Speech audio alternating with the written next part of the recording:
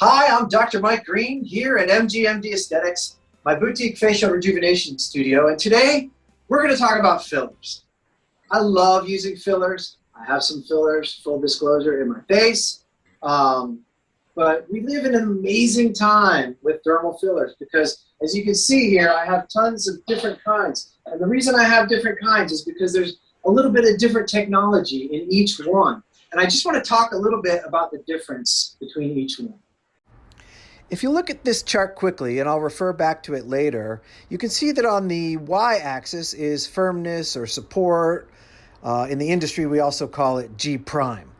On the x-axis is the flexibility of each product. And as you can see, they all have slightly different support versus flexibility. Here, first we have Restylane. Restylane L, which stands for lidocaine, which is a little bit of a numbing agent. This was one of the original fillers that we ever had in this country, and for a long time it was the only one. After collagen injections, this was the first hyaluronic acid fillers. Oh, let me take a break. For hyaluronic acid fillers, I only use hyaluronic acid fillers because of their safety. Your body makes hyaluronic acid. Your body makes an enzyme that gets rid of hyaluronic acid, and that enzyme allows me to dissolve fillers. So reversibility in case of a problem, granted they're rare, but if you have a problem, I want to be able to fix it. So that's why I use fillers that are all hyaluronic acid. So getting back to Restylane. Restylane L is sort of a Swiss Army knife. It can be used in most places in the skin. You know, the original place was in this what we call nasolabial fold.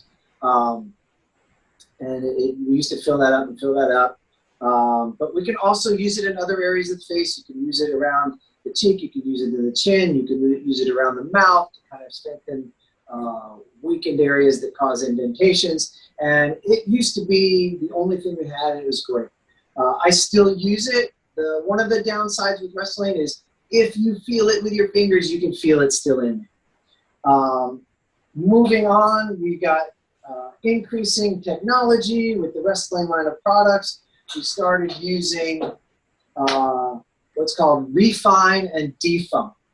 Refine is a little bit thinner, it refines things. Define is a little bit thicker, but both of them are made to move with your facial expressions. So I really like them around the mouth and sometimes in the lips and in these nasolabial folds. The difference being that you really can't feel them. They feel a lot more like flesh.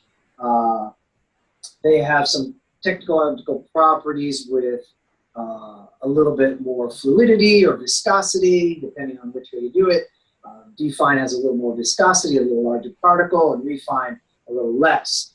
But they basically feel a lot more like flesh, which is why I like them. The newest one I have here is Restylane Kiss. It was essentially designed for the lips, and I like it for adding volume to the lips. I can use a little and restore lips to their original volume without making them look too large. Or if it's a younger person whose facial features will be balanced with a little bit larger lips, I can use it for that too. So it's great for that. And then we have Restylane Silk. Silk is for really fine lines. You know, they make it for these little soda straw or smoker's lines when you smooch to fill that very superficial. It's a very small particle. Because of the very small particle, it's a lot less likely to show through when it's put close to the surface of the skin, where other fillers will look a little bit pale blue or white. So we can get it closer to the surface to fill those fine lines. I also love to use just a tiny bit in this part called the tear trough.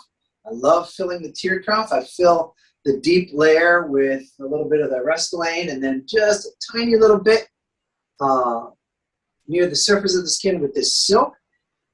Most practitioners don't use this in the tear trough because it tends to absorb a little bit of fluid, but I use such a tiny amount. I think it's perfect. And then we have Restylane Lift. Lift is their more structural product, which can be laid down on the bone of the cheek or the bone of the chin.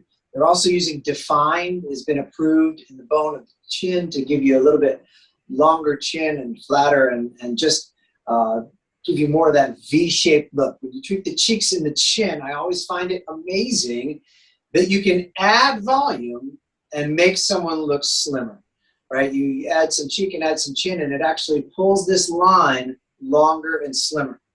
But I love Lift for adding that cheek volume, and we find that, you know, the loss of cheek volume, I don't know if you can see this here, you know, I consider this to be like 25, 45, 65, where you see the fat pads here get smaller and smaller and smaller, and these lines and wrinkles become bigger and bigger. It's because you're losing volume in the cheek that line forms. You lose elasticity and volume in the cheek and start to make these lines and these lines around the mouth. My go-to area of facial rejuvenation is the cheek. Before I do the tear troughs, before I do the nasolabial fold, before I do the marionette line, I'll put some in the cheek because then I can use less in those other areas. And that's really the origin of the problem. The loss of facial volume is the origin of the problem of a lot of these wrinkles.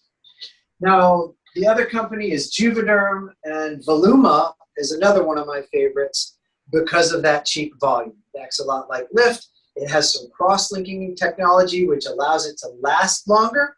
But it's another great one for that. And then the tried and true Juvederm Ultra and Ultra Plus are great for the lips. They draw in a little bit more fluid to give you a sort of a plumping effect in the lips, but can also be used around the mouth. If you have any other questions or you want to come see me, you can check out my website at www.fabfacemd.com. That's FABFACEMD.com. And have a good day.